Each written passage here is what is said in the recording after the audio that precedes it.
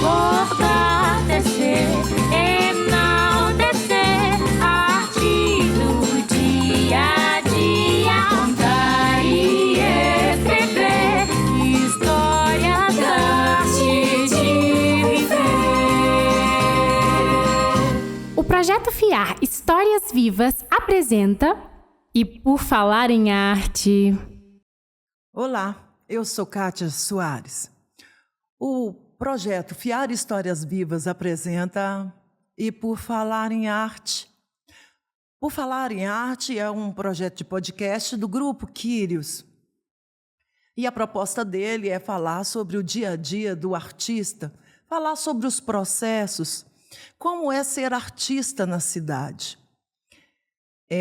O Grupo Quírios, ele está há mais de 30 anos na periferia de Contagem. Começamos como teatro de rua e hoje nós já temos 5 linguagens dentro do nosso projeto, que é música, teatro, circo, arte visual. 5 é um número muito simbólico para nós, porque ele representa equilíbrio, ele representa compreensão, ele representa várias coisas. E é dessa forma que nós queremos tratar todas as pessoas que nós vamos entrevistar aqui. A cidade de Contagem, ela é um polo industrial, né? Nós temos o 5, o cinquinho, o cincão. Olha aí o 5 de novo, minha gente. Mas ela também é uma cidade da arte. E, bom, agora nós vamos falar um pouquinho dos nossos patrocinadores, né? Nós temos aqui a Prefeitura Municipal de Contagem, através do Fundo de Infância, do Fundo de Cultura. E nós temos também a Lipo Estética, que, inclusive, nos apoiou, doando um serviço estético, lipo sem corte, para as entrevistadas. Nós contamos também com vocês que vão nos ouvir, com as entrevistadas, não é? E com todo mundo, com outras pessoas também que vierem agregar posteriormente. Mas agora nós já falamos muito de nós. Nós queremos falar agora da Sheila. A Sheila é uma multiartista da cidade, ela é contadora de história, ela é cineasta, ela é pedagoga, não é isso? E bibliotecária. E bibliotecária também.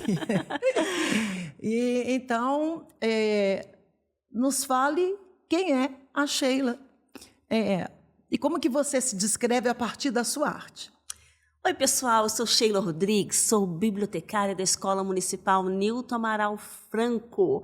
E desde criança eu sempre quis trabalhar em um lugar onde eu pudesse desenhar e contar histórias. Foi assim que eu cheguei na biblioteca escolar, que é um lugar de multi-artes. Todas as artes se encontram dentro da biblioteca escolar. Então, lá é o meu lugar, onde eu posso desenvolver as minhas artes, posso trazer as crianças para desenvolver as suas artes, e assim a gente vai ampliando essa força dentro da escola, dentro da regional, dentro do bairro e do município. Então, estou vendo que você falou muito de criança, né? E criança também uma coisa que mexe muito comigo, né? E como é que você conjuga isso, né? A Sheila, que é artista, mas que é também arte educadora e que é preocupada com o coletivo. Olha, a arte, ela cura. A arte ajunta pessoas. Então, o meu processo de crescimento, ele passa muito por isso. A arte me curou de muitas coisas, me transformou, me fez enxergar coisas diferentes, ter um olhar mais apurado, ter uma forma de trazer, aconchegar. E dentro da escola, isso faz uma diferença muito grande. A escola, ela tem que proporcionar isso para a criança, porque a arte, ela liberta, ela cura, ela faz você crescer em várias dimensões. E quando você chega na escola e vê crianças fragmentadas pela vida, pela economia, pela sociedade, E quando essa criança tem acesso ao livro, à música, ao teatro, ao cinema, essa criança ela passa por um processo terápico. Eu tenho visto isso muito. E eu tenho me curado junto com as crianças dentro desse processo de arte. Com certeza a arte é transformadora, né? Vivo isso também dentro da proposta da gente projeto, mas também em mim mesma, né? Porque eu também passei, né, passo por várias curas. Toda vez que eu subo para palco e que eu represento alguém, né, eu saio de lá me compreendendo melhor, pensando mais no quem eu sou, né, e as minhas reações, né? Penso muito nisso. Mas aí conta para a gente como que você chegou na arte, né? Quem é que te inspirou? Como que foi que você entendeu assim, não, eu sou artista, eu posso estar aqui nesse lugar, mas o que eu gosto de fazer é arte? Olha, eu cresci ouvindo minha mãe contando histórias e cantarolando. Eu fui criada no Petrolândia, na década de 70, sem luz, sem água, e a gente tinha uma cômoda que ficava debaixo da janela. Então, à noite, enquanto esperávamos meu pai chegar, minha mãe colocava a criançada em cima da cômoda e começava a contar história, a cantar, iluminados pela luz do lampião. E também ela fazia teatros de sombras com a gente, utilizando a luz da vela também, a luz do lampião, e isso era mágico, isso era maravilhoso. E tínhamos uma vizinha chamada Dona Maria Coelho. Ela devia ter uns 70, 80 anos, e ela, quando acendia a fogueira no quintal, em noite de lua cheia, a gente sabia, tem história. E ela era uma maravilhosa contadora de histórias. A meninada se juntava em torno da fogueira para ouvir Dona Maria contar história. E tinha uma história que ela contava que impactou a meninada inteira. A gente tinha um vizinho chamado Seu Geraldo. E nós crescemos acreditando que Seu Geraldo era lobisomem. Porque ela contava a história e dava detalhes. Já repararam a orelha do Seu Geraldo? É peluda, é pontuda. Já repararam a cor da pele dele? É esverdeada. E a gente ficava morrendo de medo quando via o Seu Geraldo na rua. E às vezes a gente via tufos de pelos nos arames, depois da noite de lua cheia, e ela descrevia, olha esse pelo, a espessura, é da cor do cabelo dele, é da espessura do cabelo dele, e a gente mudava do lado da rua quando via Seu Geraldo, porque a gente tinha muito medo dele. Depois, quando a gente cresceu, a gente foi descobrir que o pelo era do cachorro veludo, o cachorro da Dona Maria, mas ela nos envolvia de uma maneira tão maravilhosa que a gente acreditava. E depois de ouvir as histórias à noite, voltar para casa era um outro problema, porque não tinha luz na rua. Qualquer sombra, qualquer movimento, qualquer som, a gente já pulava dessa altura, né? Achando que era assombração. Porque eram as histórias que ela contava para a gente e era maravilhoso. A gente percebe, né, que a história ainda é um elemento assim, muito fundante, né, no mundo, do universo infantil, né? E aí a importância da gente, né, contar a história para as crianças, né? Nem toda família tem o hábito disso, né? Nem todo menino tem a oportunidade de escutar o pai ou a mãe contando uma história ou de ver uma bibliotecária contando história, porque às vezes a vida faz as pessoas esquecerem, às vezes, a magia, né, o poder que há, né, em contar, né, a história. Então, já vi que a coisa do cinema, né, que está aí, está no lampião, na sombra, que é o processo, inclusive, né, de início aí do cinema, que isso, querendo ou não, te afetou profundamente, né? Tá, você... Fala um pouquinho dos filmes que você faz, né? Que você já recebeu vários prêmios, né? Tem vários alunos que fazem iniciação em cinema com você. Conta um pouquinho sobre isso e falando dos seus processos criativos, né? Como é que você formula isso tudo? Como é que isso vai acontecendo? Eu vou começar contando como tudo começou. Pode falar. Quando eu tive contato com a lei do cinema, a lei 13.006 de 2014, eu fiquei muito brava, eu fiquei muito nervosa. Porque a lei diz que as escolas devem exibir 2 horas de cinema nacional por mês. Isso seria ótimo, mas dentro do contexto era péssimo. O cinema era tratado na minha escola dessa forma. Então, eu vou contar uma história, não vai ter jeito. Imagine-se dentro de uma biblioteca super bacana, onde as coisas acontecem. Imagine-se numa roda literária, ouvindo uma história maravilhosa, quando, de repente, você ouve sons metálicos e alucinantes se aproximando da biblioteca. Esse som atravessa a porta da biblioteca. É a gaiola da televisão sendo empurrada pelo porteiro. Em seguida, você escuta toque-toques de tamancos. Toque, toque, toque, toque, toque, toque, toque, toque, toque, toque, toque. Tamancos nervosos. E atrás você escuta vociferação. 3, 4 turmas entrando na biblioteca. A pedagoga entra e diz: Sheila, faltaram 5 professores. Aí está a TV, aqui está o DVD e aqui estão as crianças. Dispense essa turma e se divirta até 11h30. Em seguida, ouve-se a vociferação. E à distância, você ouve o toque-toque dos tamancos, agora tranquilos e calmos, ao som de Cantando na Chuva. Era assim que o cinema era tratado, para ocupar horário de turmas que estavam sem professor. Então, era o caos, sentido, né? uma bagunça, era uma punição para todos os envolvidos. E eu fiquei 4 anos fora da escola.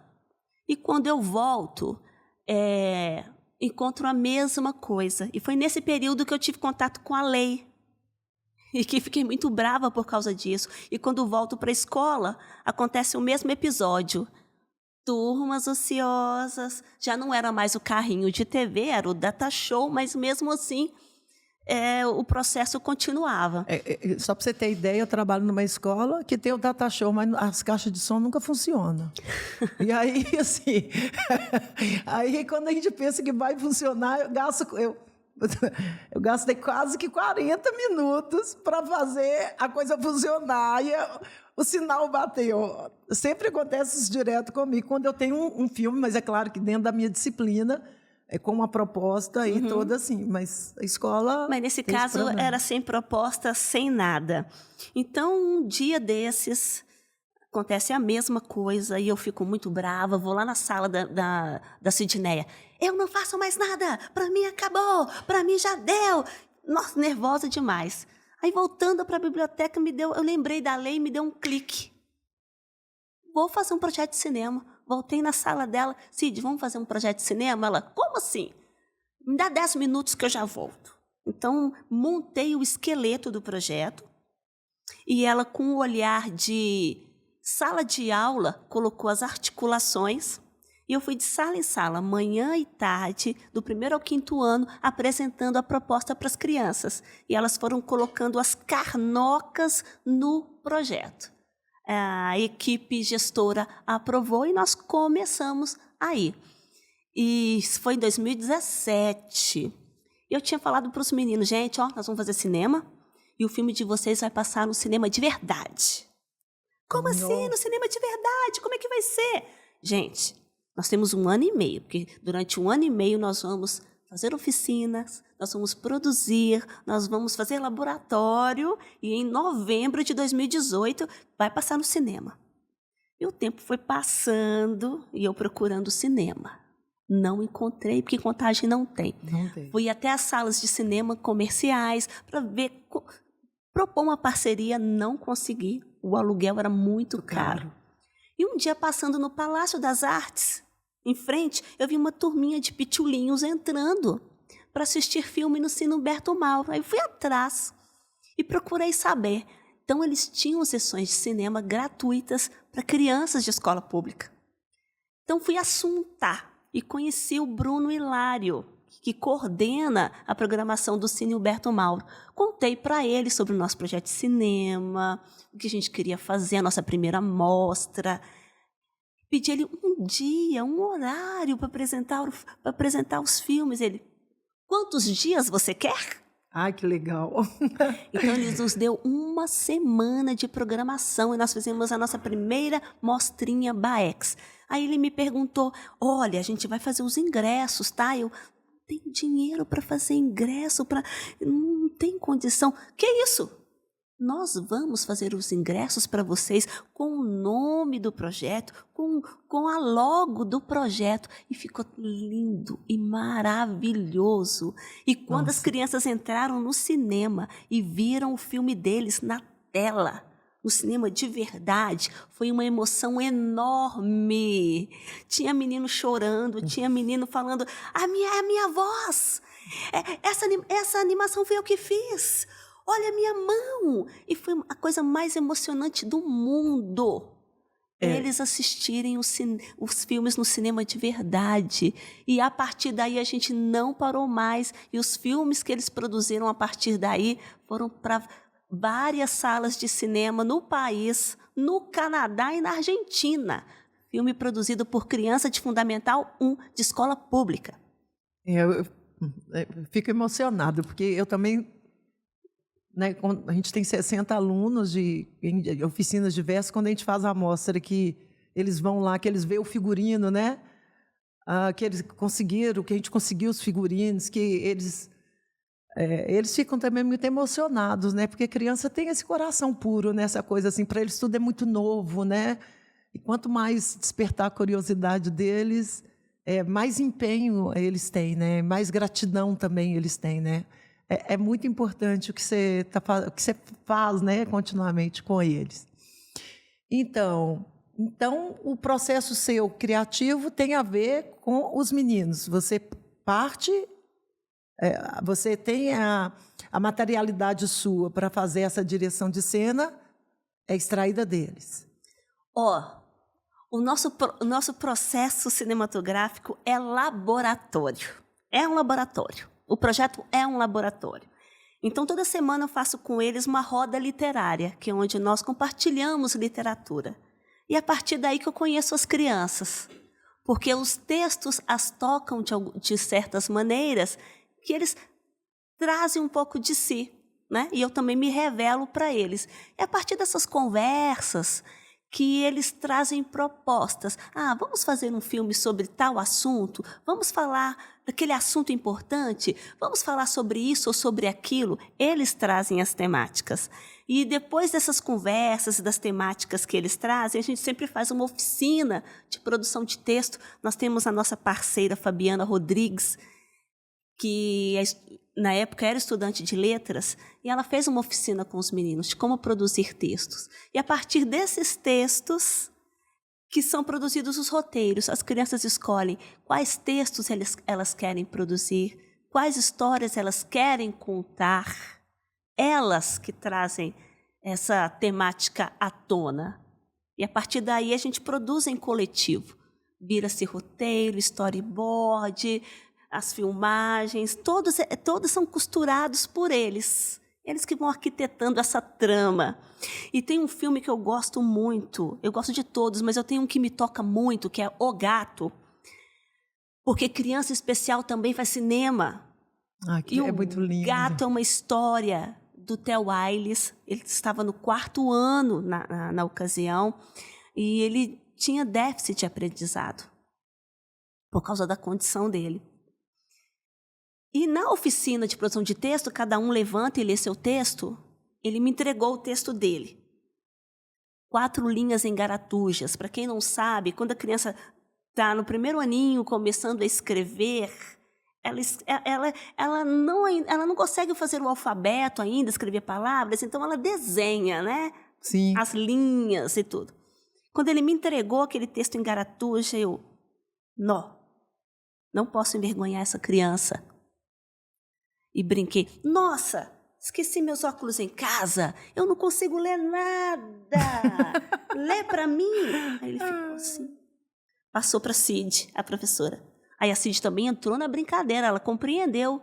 Ela, tô com os óculos de enxergar de longe, eu não enxergo de perto. Ah, não, lê pra gente.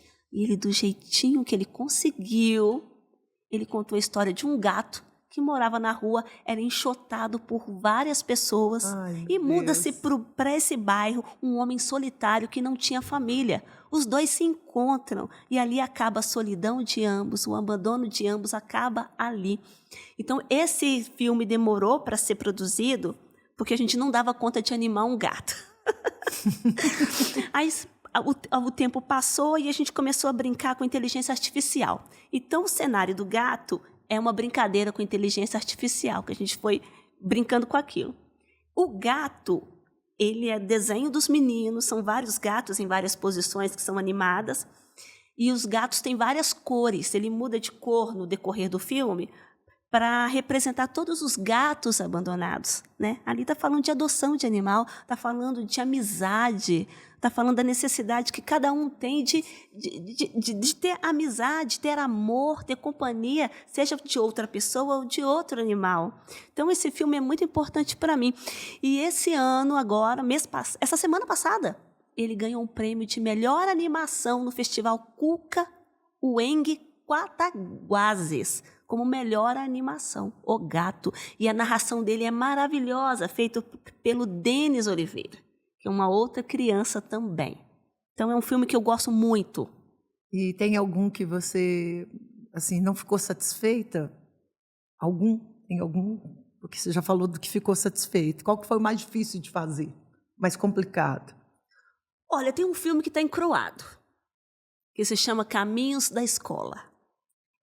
Eu fiz um trabalho com os meninos com o livro Caminho da Escola, do Raul Marques, que conta a história de uma menina que atravessa o deserto do Saara com a família para fugir do Talibã e poder estudar. Então, na roda literária, a gente, falando sobre esse livro, veio a ideia de falar dos caminhos que levam até a escola. Então, ele tem duas dinâmicas. A dinâmica de contar o que os meninos veem de casa até chegar na escola.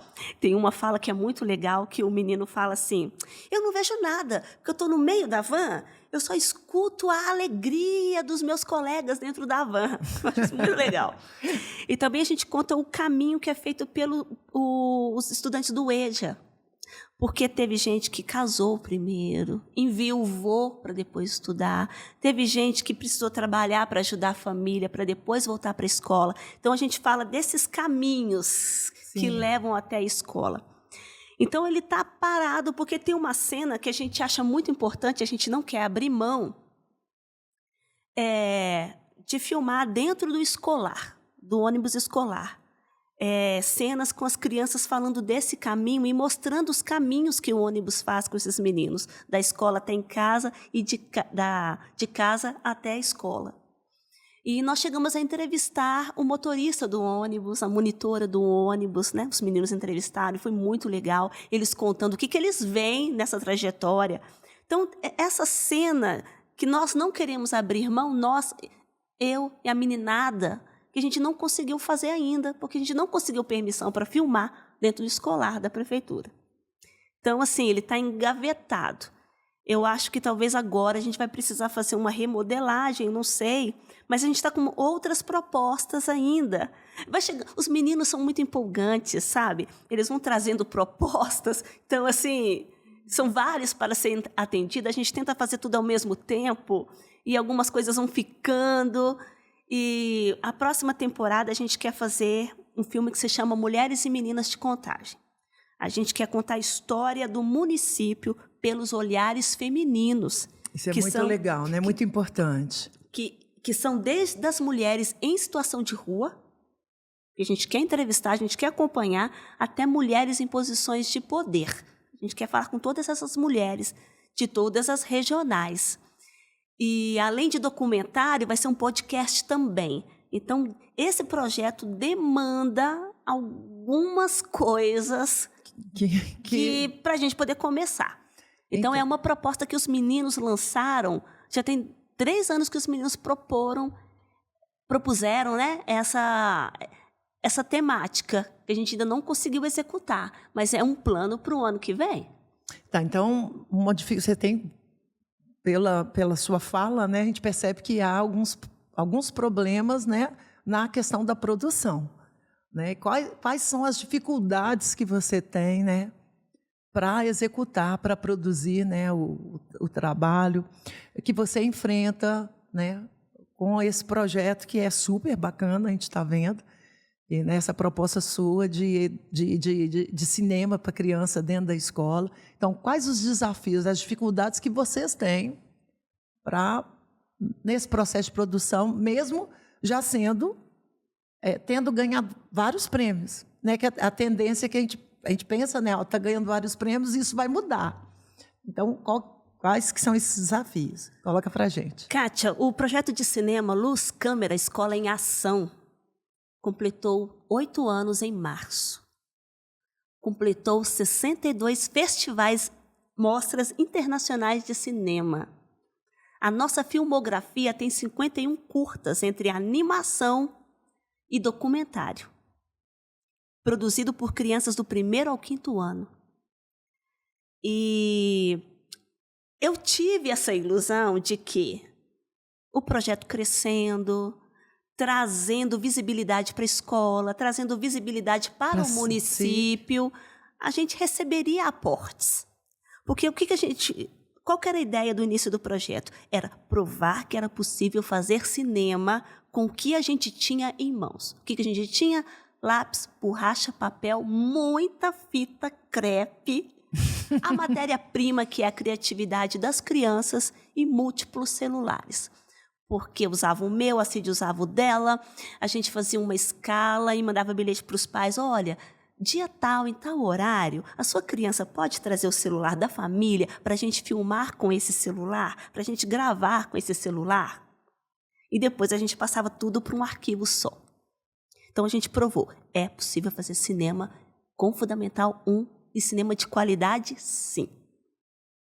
Mas à medida que a gente vai fazendo laboratório de imagem, sonoplastia, som, as próprias crianças vão percebendo, essa imagem não está boa, esse áudio não está bom, esse equipamento não serve.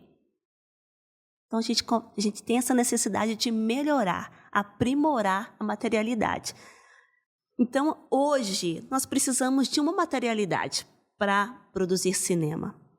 Porque a escola tem computador? Tem. Os meninos recebem Chromebook? Sim. Mas a gente precisa de materialidade para ir para a rua. A materialidade que a gente tem não dá para ir para a rua. A gente não pode levar para casa. A gente não pode levar para uma exibição em outro estado. A gente não pode. A gente precisa do material para pôr debaixo do braço. Se sumir, não tem problema. Se quebrar, não tem problema.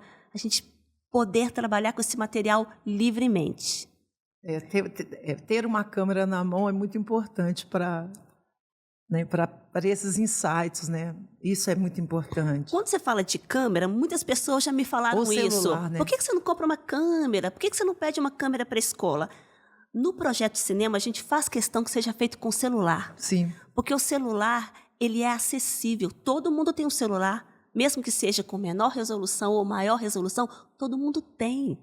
E não importa o aparelho que você tenha, você pode fazer cinema. Mas a meninadinha evoluiu tanto, e o trabalho dele está percorrendo o Brasil inteiro e o exterior, que a gente precisa apresentar uma produção mais elaborada. A gente precisa disso, a gente precisa de um microfone melhor, a gente precisa desse aparato melhorado. Né? Porque os meninos merecem. Eles sabem que é necessário isso. Então, assim, eu sinto falta desse aporte, mesmo porque a gente não pode entrar em editais, porque é escola e eu sou funcionária pública. Então, tem uma série de coisas que atrapalham. Sim. E por ser um projeto de biblioteca escolar, as bibliotecas escolares não recebem aporte para projetos. Então, é uma dificuldade. A gente chegou num ponto que a gente precisa avançar. E com o que a gente tem, dá para brincar. Mas a gente precisa de algo melhor, porque os meninos evoluíram muito. Pra você ter ideia, tem menino da primeira geração que já está fazendo animação em 3D, já está produzindo séries para o YouTube. Começou no projeto de cinema há 8 anos. Isso é fantástico. Mas então, eu estou entendendo. E eu estou aqui, assim, né, pensando até... Eu mesmo estou aqui pensando, né? Como ajudar, né? Então, o que você pensa para esse projeto daqui a um ano, né? Como que você está visualizando isso, né? Como que mecanismos você poderia acionar, que às vezes não envolveria o município, né, para poder colocar essa proposta que é linda, né, com criança, com uma produção, com meninos que já têm experiência de ganhar em festivais, né, internacionais. É uma proposta que é importante, viu, Sheila? Estou, assim, muito grata de ver um trabalho assim tão maravilhoso. Ô, Kátia, daqui a um ano eu não sei te dizer. Não sei, para te falar a verdade. Eu sei que nós vamos continuar produzindo com o que nós temos. O cinema não vai parar por causa disso. Porque os meninos, eles já pedem quando a gente vai filmar, quando vai ser o próximo filme. Eles trazem demanda o tempo todo, não dá para parar. E aí só um adendo, né? Você trabalha com turmas separadas, como que é feita essa... Porque são meninos de faixa etárias diferentes, idades diferentes. Como que vocês fazem esse... Qual o método, né? Como que vocês usam para poder fazer essa... Todo mundo trabalha no cinema de forma... com contribuições específicas. Os pitulinhos, por exemplo. Os pitulinhos trabalham com massinha. Os que são maiores produzem o texto. Outros fazem cenário. Outros colocam a voz. Outros tiram fotografia. Todo mundo faz alguma coisa dentro do cinema, de acordo com sua faixa etária ou com querência. Porque tem uma coisa que os pais costumam reclamar comigo. Por que meu filho não aparece na frente da câmera? Porque ele não quis, é querência. O menino faz o que ele quer fazer. Não, eu gosto de tirar fotografia. Eu gosto de escrever, eu gosto de desenhar. Ah, não, eu gosto de colocar só a voz. Eu gosto de fazer sonoplastia. Não, eu gosto de ficar na frente. Eu gosto de filmar, eu gosto de colocar luz. Então é uma questão de querência. O menino é livre para escolher em que setor ele quer trabalhar e com qual grupo ele quer trabalhar.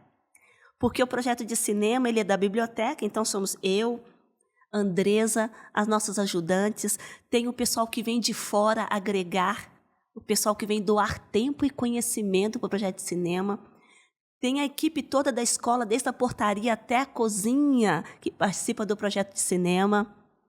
Tem a professora de arte, Jaqueline Lopes, que também é uma parceira. Tem a Sidney, que agora é diretora, mas ela é uma das parceiras do projeto de cinema. Então, todo mundo participa de alguma forma, é algo coletivo. Eu estou aqui representando 870 estudantes e o número de funcionários que vai do porteiro que abre o portão para quem está chegando para doar tempo e conhecimento, até a merendeira que faz comida para os meninos. Então, assim, é um grupo grande. E é muito gratificante. E na sala, vocês... esses meninos vão fazendo as etapas separadas, seriadas, ou há algum momento que eles encontram e estão fazendo tudo junto? Olha, tem professora, por exemplo, a Mabel, que gosta muito de produzir texto com os meninos. Então, ela produz o texto com os meninos. A professora de artes, ela gosta de fazer as ilustrações com as turmas. Então, as turmas com ela na aula de arte fazem as ilustrações. Tem menino que gosta de narrar, de dublar. Então, esse texto que já está pronto, de outra turma que fez, esse menino estuda esse texto, o outro grava. Então, assim... Então, o projeto é um carro-chefe de toda uma proposta pedagógica da escola. Sim, acabou virando, você acredita? Começou pitulinho, pititico, e ficou grande desse jeito. Então, assim, todo mundo contribui de alguma forma. Para você ter uma ideia, o nosso último filme agora foi exibido em Tiradentes. se chama Concreto. A gente quis contar... nós fomos convidados pelo cineasta Igor Amin, que é um parceiro nosso. Nos conhecemos na pandemia. E ele ficou sabendo que a nossa escola tinha um projeto de cinema. Inclusive, ele até já filmou com os meninos em busca de telas amigáveis, lá na nossa escola, na pandemia. Foi um encontro muito bacana, que a pandemia foi péssima, né? Mas ela proporcionou encontros... Maravilhosos. Dentro de transmissões ao vivo que não seriam possíveis pessoalmente, né? Sim. Os meninos tiveram contato com pessoas de outros países ali ao vivo, por causa do cinema, por causa da literatura, naquele período. Mas, enfim, esqueci a pergunta, você acredita? Eu vou me empolgando aqui. Então, é que a escola acabou virando... eu te perguntei que acabou que virou um grande projeto pedagógico da escola. Virou. Então, os meninos as professoras de história, quando produzem maquetes para os meninos, tem um filme que se chama Os Flautistas de Contagem. As professoras fizeram um trabalho de geografia e de história, os meninos produziram maquete. E, a partir daquelas maquetes, eles escreveram uma história, que conta a história de uma cidade que foi invadida pelo lixo. A gente brincou com o flautista de Hamelin. Ah, sim. Então, assim... As inspirações, elas são múltiplas. Os meninos fazem alguma coisa na sala de aula com a professora e vem, Sheila, tivemos uma ideia. Queremos fazer um filme assim assado, por causa daquela aula X. Então, assim, não é uma coisa... Você vai perguntar como é que é a organização, não é uma coisa tão organizada por ser laboratório, sabe? Então, a gente costuma fazer 1, 2, 3 filmes de uma vez, porque os meninos vão trazendo ideia. Mas agora eu lembrei, o concreto. Nós fomos convidados pelo Igor Amin para falar sobre o efeito estufa.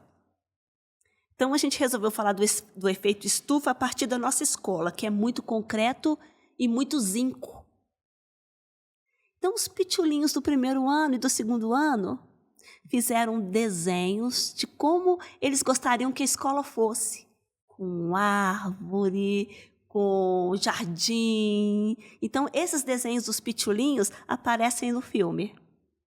E a narração é dos maiores. Então, assim, cada um contribui da forma que quer dentro daquele filme. E ficou muito bacana esse filme, porque a escola vai se transformando. A escola de concreto vai ficando arborizada, com pássaros, com grama, a partir dos desenhos dos pequenininhos. Eu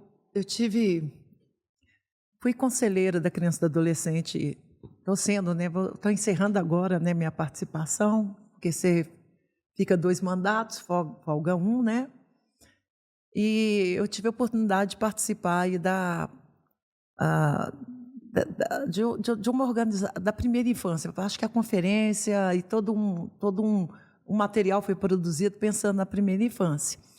E aí eles coletaram os dados e foram apresentar os dados, e eu estava presente representando o CMDCA.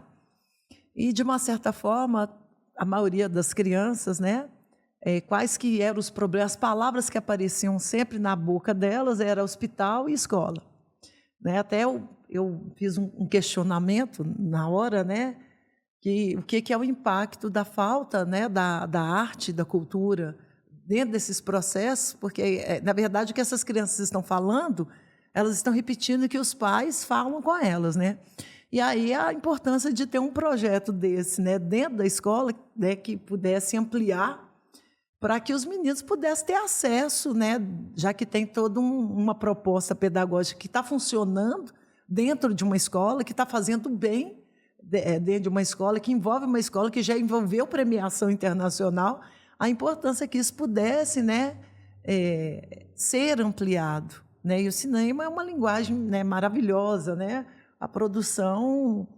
É difícil alguém falar que não gosta do cinema, né? É uma coisa muito complicada falar que você não gosta, né, do cinema.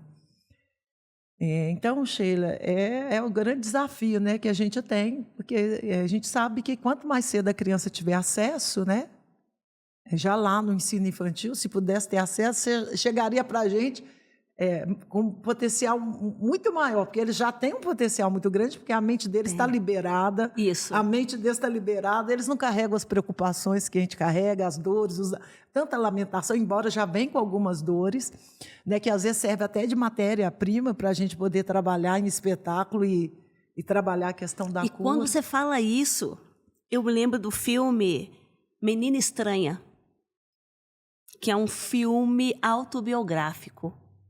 Uma menina da escola, ela muito tímida, ela não se relacionava com as outras crianças, muito calada dentro de sala. Então, nas oficinas de produção de texto, ela escreveu uma história sobre uma menina que se via distorcida. Eu conversei com a Cid, que era professora dela na época, e ela falou, é um texto autobiográfico. Ela está falando dela. Sim. Então, vamos fazer o roteiro? Vamos produzir seu filme? Vamos fazer seu filme? Ela ficava um pouco assim. Então, ela começou a falar do texto, começou a falar do filme, ela produziu o roteiro. E vamos filmar? Você vai ser a atriz do filme. Ela não queria, com muita resistência, mas, por fim, ela topou. Então, ela estrelou o próprio filme. E como eram filmes feitos de vários celulares, na hora de passar os filmes para um arquivo só, metade apagou. Há males que vêm para bem, porque tem uma cena que ela escreveu que a mãe da personagem conversa com a filha. E a gente queria que a mãe dela filmasse, mas a mãe dela é platonista, então ela não pôde filmar, então outra pessoa assumiu o papel. E quando a metade do filme apagou, no dia de filmar, a mãe dela pôde ir, então a mãe dela participou do filme. Mas nesse aspecto da metade do filme apagar e ter que fazer de novo, quando a gente foi filmar a segunda parte, a menina já não era a mesma. O olhar, a pele, o comportamento mudou completamente. Mesmo com a mesma roupa, o mesmo cabelo, mesmos óculos, mesmo tudo. A personagem Judite não existia mais. A gente falava, chama Judite. Judite não existia. Pensa numa coisa triste. Pensar em que tristeza para poder chamar essa personagem. Então, assim, a metade do filme em diante, apesar de tudo ser igual, né? A aparência, ela era diferente. O brilho no olhar, a maneira, e a mãe dela participando do filme. Então, essa menina, depois do filme, ela modificou, ela fez esse tratamento terapêutico dentro do cinema, ela desabrochou, ela se descobriu. E aí, a Judite morreu. A personagem morreu porque... O alter ego morreu. Porque o problema foi resolvido, Foi né? resolvido. Foi resolvido. E essa menina começou a participar das atividades, ficou faladeira, brincava no recreio, mudou completamente. Sabe? Isso foi uma coisa muito importante, mágica. E hoje ela é uma jovem moça, linda, leve, solta, sabe? Por causa desse processo terapêutico. A arte ela faz um bem muito grande para as pessoas, né? Eu costumo falar que cada vez que eu subo para palco e que eu sou um personagem, e que eu faço um personagem, eu volto melhor.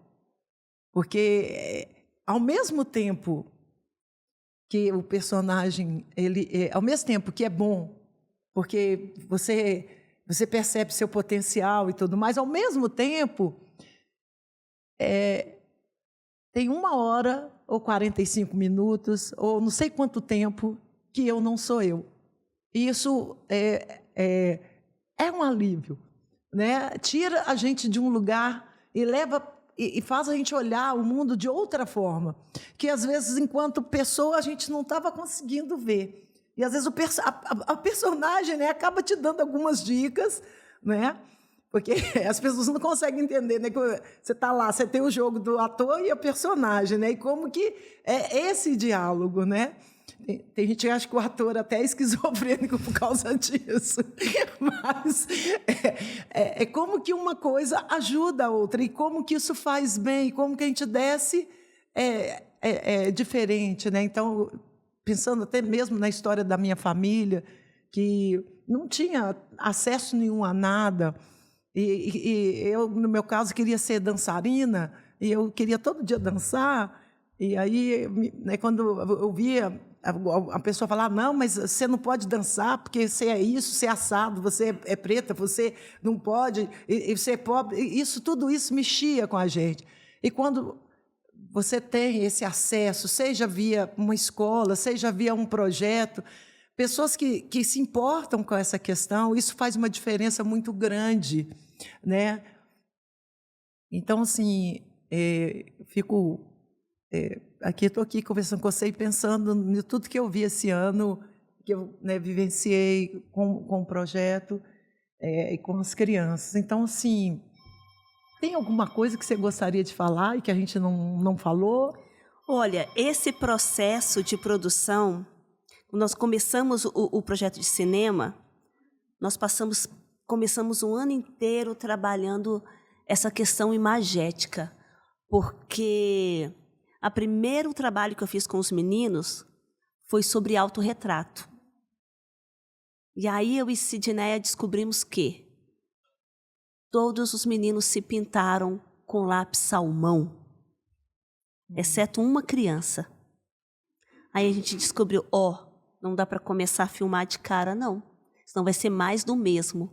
Então nós passamos quase um ano trabalhando sobre ancestralidade, trazendo histórias das famílias, nos descobrindo, indo até...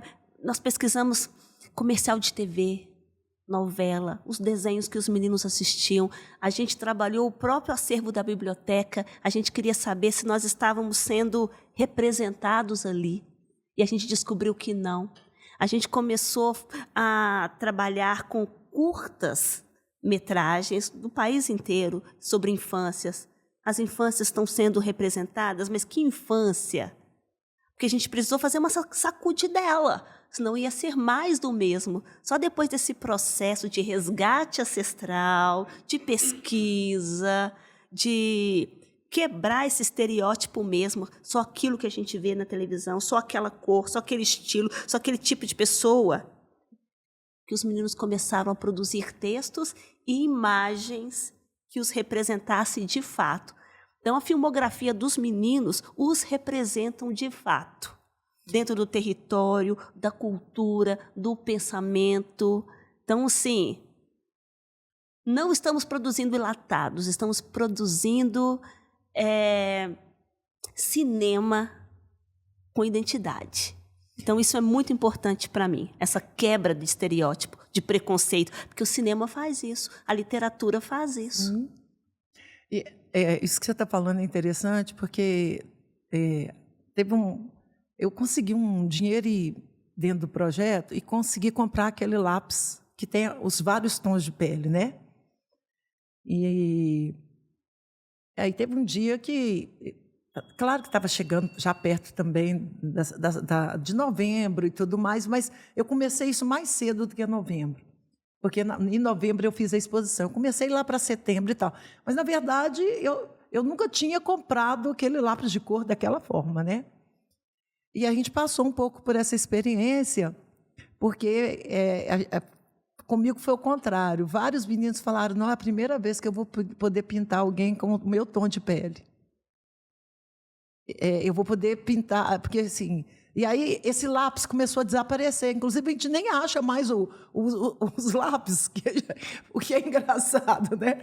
Os lápis desapareceram, porque os meninos não tinham aquele lápis, a gente só tinha uma caixa, mas eles queriam ter aquele lápis. Então, a gente viu também a importância, né? Porque, às vezes, a prefeitura, né, quando doa, ou quando alguém recebe ou dá de doação, compra aquele lápis comum que não tem esse lápis cor de pele. E aí, quando você vai representar, que pele que você vai representar, acaba sendo esse salmão, né? Que, às vezes, não representa a cor da pele da maioria dos meninos da periferia, de escola pública. Né? E pensar nisso é importante, né, por causa dessa representatividade, e para as pessoas se verem, né, no cinema, se verem representados, né, em vários ambientes. A gente está vendo agora que agora tem uma legislação toda em cima disso para ter várias identidades representadas para ver se se a sociedade acorda para ver que as pessoas são várias, que não é só um padrão, não tem que ser só de um jeito. E o país tem avançado nisso. Eu fui na Bolívia em janeiro do ano passado e quando eu liguei a televisão, só haviam pessoas brancas, loiras, dos olhos claros na TV boliviana, no jornal, nos programas, nas novelas. Eu disse, nossa, a Bolívia tem que fazer esse caminho que o Brasil está fazendo, porque a TV boliviana não representa a população, que é de povos originários e que é uma população linda. Enorme, né? Nós demoramos para fazer esse caminho. Mas a Bolívia, por exemplo, está muito atrasada nisso também. Eles vão ter que fazer esse caminho. A América Latina, como um todo, né? Porque a colonização nos impôs isso, né? A colonização nos impôs o padrão de cultura europeu e até para romper, que é um problema da escola, né? Eu também sou professora de sociologia, então o problema da escola é que a gente tem um quadrado certo? E toda vez que tenta romper esse quadrado, é um obstáculo, né? Eu estou nessa vivência na escola, mas como sou professora de sociologia, só tenho 1 hora aula, né, de aula, eu só consegui uma escola, né, com 10 aulas, assim mesmo, porque eram mais adultos, né, 10 aulas, eu consegui montar um espetáculo que até a Secretaria de Educação foi lá assistir, né? O espetáculo chamava Descaso, uma história e tal, mas assim, como que aqueles meninos amaram fazer aquilo, né? Já eram pessoas de EJA misturado com jovens, e aí, de repente, a protagonista, né, era a pessoa mais simples e humilde que você podia imaginar, e era um caso de abuso. Ela falou assim: professora, isso aconteceu comigo e também aconteceu com a minha filha. Então, às vezes, até a arte, né, isso trouxe para ela um alívio e uma direção em fazer ela também pensar na filha. Né, a importância da arte, né, nesses espaços porque quando a gente pensa como que a gente vai envolver o aluno com esse olhar para a escola que quer ser esse modelo tradicional engessado e esse aluno que não é mais assim, que não é mais engessado e que ele está vendo o mundo de forma tão ampla, né, tão grande, e que acabou que o celular na mão dele acabou fazendo isso também, né? E aí, como que a gente faz para poder acessar e manter esse menino, de uma certa forma, né, dentro dar sentido para tudo isso que ele está fazendo, né? E por estar na biblioteca, eu sou livre. Eu não tenho compromisso com nota. Eu não tenho compromisso com algumas coisas que o professor precisa entregar, nota, pontuação no final do ano. Então, na biblioteca, eu sou livre para trabalhar com os meninos de forma lúdica, de trazê-los para a roda de histórias, ouvir suas histórias, ouvir suas alegrias, seu lamento. Na roda literária, eu falo com eles assim: gente, essa roda literária é aqui que vocês conhecem os seus colegas, que vocês conhecem os professores, que os professores participam da roda também. É assim que vocês me conhecem. Aqui é a forma de nós nos conhecermos. E o texto, a literatura, permite isso. Que cada texto desperta em alguém coisas diferentes. Sim. Teve uma roda que eu não vou esquecer nunca. Tinha um menininho muito tímido e gago, então ele não falava. Já tinha meses que eu estava com aquela turma fazendo roda e ele não falava. E toda vez que ele tentava falar alguma coisa, a professora... por causa da dificuldade dele de falar. Teve um dia que eu estava no meio de uma história, eu não esperava por isso. Ele levantou o dedo e falou: meu pai tinha um cachorro marrom. A primeira vez que ele abriu a boca. Então eu brinquei com ele assim, tirei do meu bolso um lenço imaginário, pedi para ele pegar a história dele e colocar no lenço. Nós dobramos o lenço e pedi para ele guardar a história dentro do bolso. Depois ia querer ouvir a história. Então terminei a atividade que eu tinha que fazer. Depois que eu terminei, falei com ele: agora tira essa história do bolso e conta pra gente. Aí ele contou a história desse cachorro marrom e do pai dele. E foi bacana que a partir desse dia ele não parou mais de falar. Aí eu tinha que fazer o contrário agora. Olha, vamos escutar seu coleguinha? Será que ele pensa igual a você? Será que ele enxergou essa história do mesmo jeito? Uma maneira de permitir que ele fale, não pare de falar, mas que agora ele também possa ouvir o outro colega. Então, assim, a literatura permite isso. Essa roda permite isso. Então, estou no lugar onde eu tenho essa possibilidade de permitir que o menino fale, que o menino experimente, que o menino provoque, seja provocado de maneira positiva, não é? Porque às vezes o texto faz ele pensar, refletir sobre um assunto, sobre uma coisa, e aí poder transformar. Então, eu estou nesse lugar que permite fazer isso. A biblioteca permite fazer isso. E essa ideia da roda, né, da circular, né, de ser circular, né, que remete a ciranda, há vários rituais, brincadeiras, né? A importância dessa roda, né? Que sempre abre e sempre fecha, né? E protege, né? Ela sempre faz isso. Isso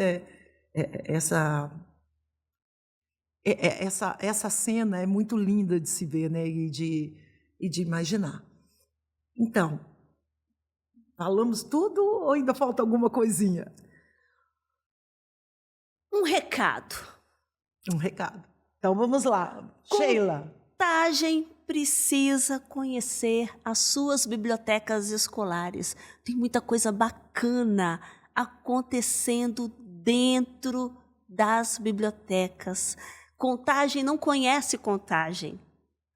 Porque se o poder público fosse em cada escola, conhecesse o que acontece ali dentro daquela biblioteca, de cada uma, eles não têm a dimensão do que acontece. Não têm.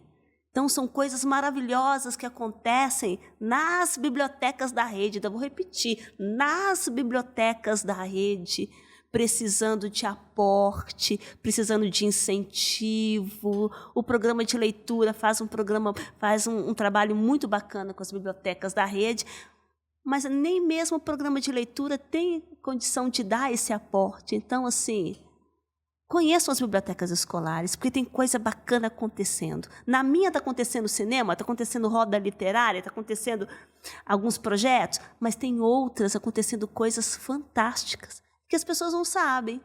E não estão sabendo que a biblioteca escolar é um dínamo. É um espaço próprio, né, para a criatividade, para a oralidade, para desenvolver várias habilidades, né? Pois é, esse é o lugar. Então, cola na biblioteca escolar, cola daquele profissional, invista na biblioteca escolar, porque é ali que as artes se juntam, ajuntam, trazem pessoas. E último recado para todos que estão nos ouvindo: você pode doar o seu tempo e o seu conhecimento para um projeto muito legal, de uma turminha muito bacana? Recebemos bem para receber sempre. Venha participar com a gente do projeto de cinema Luz, Câmera, Escola em Ação, na Escola Municipal Nilton Amaral Franco, no Petrolândia. Isso é a Sheila, gente, a cineasta, bibliotecária, pedagoga e contadora de histórias. Foi muito bom ter você aqui, tá? Muito obrigada. Muito obrigada, Kátia. Foi gostoso demais. Espero que o público goste desse bate-papo, que foi, assim, de coração. Foi um prazer estar aqui. Prazer, também.